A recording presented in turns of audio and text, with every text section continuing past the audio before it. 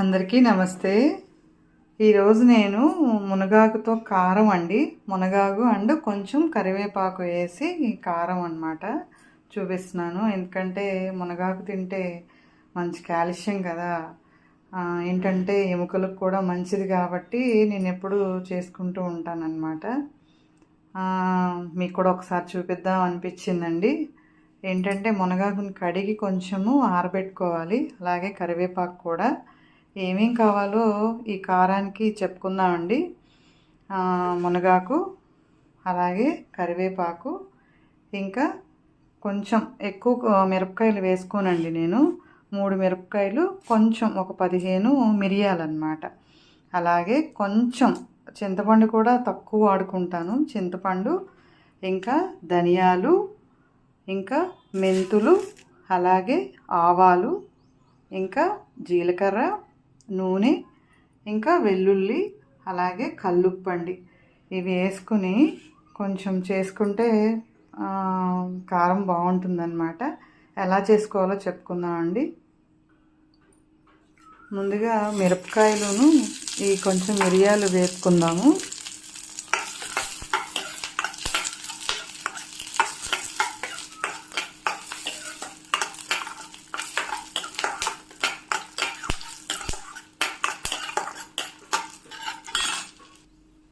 ఇవి వేగాయి కాబట్టి తీసేసుకుందామండి. వీటి తర్వాత కొంచెం ఈ ధనియాలు కొంచెం వేపుకోవాలి, సిమ్లో వేపుకోవాలి.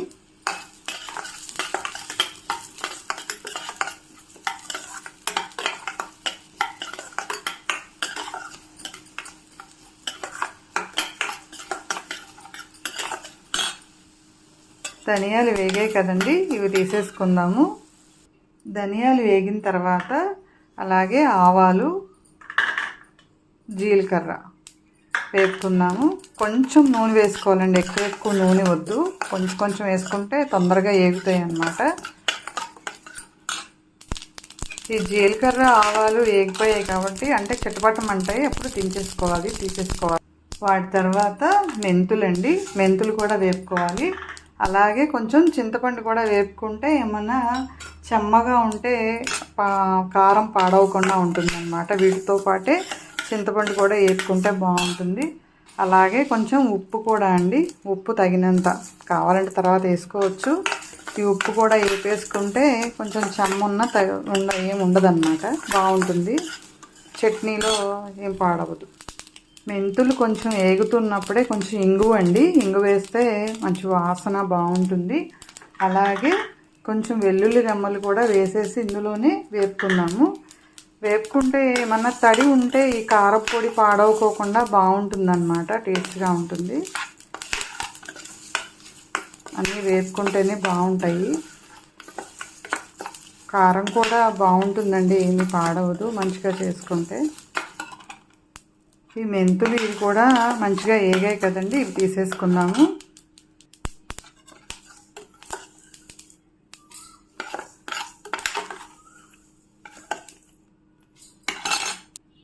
అవి వేగిన తర్వాత ఇప్పుడు కొంచెము నూనె ఎక్కువే పడుతుందండి, ఒక 3 స్పూన్లు. ఎందుకంటే కొంచెం ఈ ఆకు వేగాలి కాబట్టి ఫస్ట్ మునగాకు వేసాను. మునగాకు కొంచెము వేగడానికి టైం పడుతుంది, ఎందుకంటే కొంచెం ముద్దగా అయిపోతుంది అది, కాబట్టి కొంచెం ఎక్కువ టైమే పడుతుంది.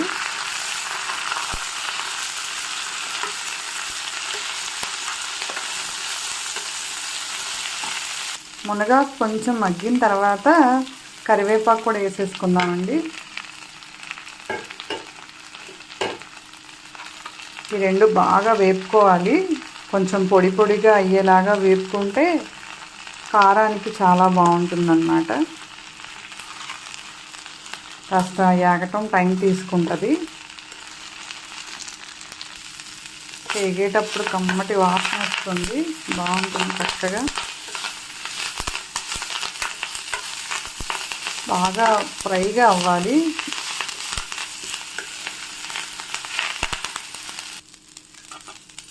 కరివేపాకు, మునగాకు అంతా వేగిందండి.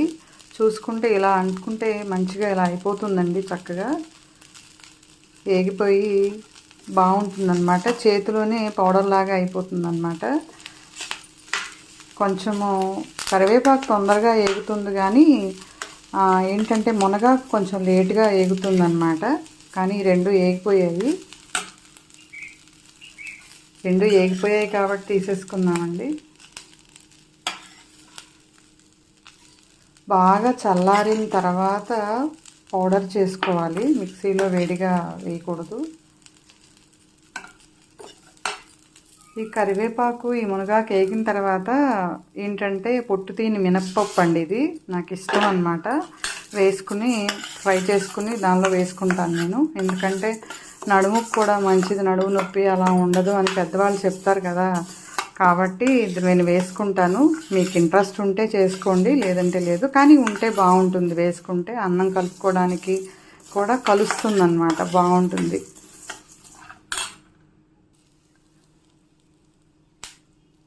ఈ మినపప్పు వేగిపోయిందండి, కమ్మటి వాసన వస్తుంది. అప్పుడు దీన్ని తీసేసుకుందాము. ఫస్ట్ ధనియాలు అవన్నీ, మెంతులు, ఆవాలు వేయించి పెట్టుకున్నాం కదండి, అవన్నీ చల్లారినాయి కదా. చల్లారినవి ఫస్ట్ మిక్సీలో వేసుకునేసి ఆడించుకోవాలి. ఇదిగోండి ధనియాలు, మెంతులు ఇవన్నీ అయిన తర్వాత ఇలా పౌడర్ లాగా వేసిన తర్వాత మనము ఈ ఆకుల్ని వేసుకుని ఆడించుకుందాము. బాగా చల్లారిపోవాలండి.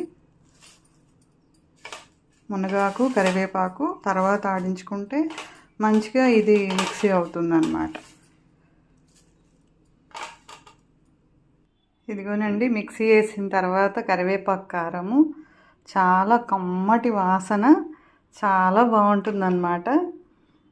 ఫస్ట్ ముద్దలో ఇక 4 ముద్దలతో కొంచెం నెయ్యి వేసుకొని తింటే చాలా బాగుంటుందండి, కమ్మగా ఉంటుందన్నమాట. నిజంగా నచ్చితే కనుక మీరు కూడా ట్రై చేయండి. ఏంటంటే మిక్సీ వేసిన తర్వాత కొంచెం హీట్గా ఉంటుంది కాబట్టి చల్లారిన తర్వాత ఏదన్నా గాజు బౌల్లో పెట్టుకోండి, లేదు అంటే గాజు సీసాలు అలాంటి అయితే బాగుంటాయి కదా. ఒక 2 నెలల వరకు ఏమీ కాదండి, బాగుంటుంది నిజంగా. నిజంగా నచ్చితే కనుక లైక్ చేయండి. థ్యాంక్ యూ, మీ రజని. హాయ్ అండి. ఇందాక కరివేపాకు కారము మిక్సీ అంతా పట్టుకోవడం చూసాం కదా, పౌడర్ని చూసాం కదా. పౌడర్ని చూసే కంటే కూడా తింటే ఎలా ఉంటుందో కూడా చెప్పుకుందాము. ఏంటంటే చాలా కమ్మగా ఉంటుందన్నమాట. వేడి వేడి అన్నంలో కొంచెము 1 స్పూన్ ఈ పౌడర్ అండి. ఇది కొంచెము బ్లాక్గా ఉంటుందన్నమాట, గ్రీన్గా ఉంటుంది, ఇంకొంచెం బ్లాక్గా ఉంటుంది. అంటే పొట్టు తీని మినపప్పు వేస్తాం కదా, అందుకని కొంచెము కలర్ చేంజ్గా ఉంటుందన్నమాట. థిక్ గ్రీన్గా అనిపిస్తుంది అన్నమాట. 1 స్పూన్ కారపొడి, ఎక్కువ కారం అంతా ఉండదు కాబట్టి కొంచెం తినొచ్చు, ఏం కాదు. కొంచెం నెయ్యి, వేడి వేడి అన్నంలో ఫస్ట్ ముద్ద తింటే ముందు కమ్మగా ఉంటే అన్నం తినబుద్ధి అవుద్ది కదండి. ఒకసారి దీని టేస్ట్ ఎలా ఉందో. మంచి వాసన అండి, వాసన చాలా బాగుంది. ఏంటంటే అన్నము ఫస్ట్ 2 ముద్దలు బాగుంటే ఇంకా కొంచెం తినాలనిపిస్తుంది కదా. చూడండి అండి, గ్రీన్గా అనిపిస్తుంది, బాగా డార్క్ గ్రీన్గా అనిపిస్తుంది కదా. నిజంగా నోట్లో నీళ్ళు ఊరుతున్నాయి అన్నమాట.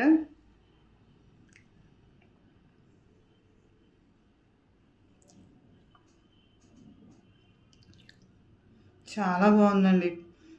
ఉప్పు, కారం అన్నీ సరిపోయినాయి. కొంచెం పులుపు, మరీ ఎక్కువ పులుపు లేదు కాబట్టి కమ్మగా ఉంది. మంచి స్మెల్, చాలా బాగుందన్నమాట. మీకు నిజంగా నచ్చితే ప్రయత్నం చేసి చూడండి, ఆరోగ్యానికి మంచిది కదా.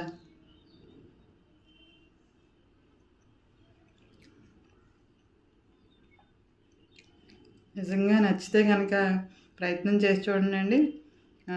ఈ వీడియో నచ్చితే లైక్ చేయండి, సబ్స్క్రైబ్ చేయండి. థ్యాంక్ యూ, మీ రజని.